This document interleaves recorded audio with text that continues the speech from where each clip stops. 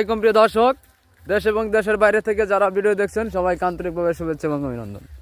দেখতে পাচ্ছেন গ্রামগঞ্জে কি পদ্ধতিতে সরিষা ক্ষেত্রে বা হচ্ছে যে রাইমাল ক্ষেত্রে সার দেয়।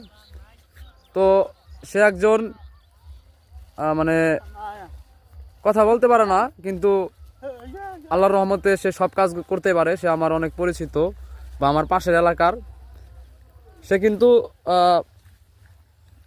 যেটাকে অ্যাকচুয়ালি বলা হয় গ্রাম বাংলাদেশে বোবা, কথা বলতে পারে না, কিন্তু তার কিন্তু সব বুদ্ধি আছে। মানে কিভাবে কোন ক্ষেত্রে মানে কাজ করতে হবে, কি করতে হবে, বা কখন কোন ক্ষেত্রে সার দিলে এগুলো ভালো হবে, সবই আলহামদুলিল্লাহ ভালো বোঝে। এবং মানুষের সাথে কি ব্যবহার করতে হবে সেও কিন্তু ভালো বুঝে এটা। তো সেই ক্ষেত্রে থেকে দেখতে পাচ্ছেন সে কত সুন্দরভাবে রাইমাল ক্ষেতে সার দিতেছে। তো আশেপাশে সব কিছু কিন্তু বড় হয়ে গেছে, দেখেন এই যে সরিষাগুলো বড় হয়ে গেছে, কিন্তু এই ক্ষেত্রে রাইমাল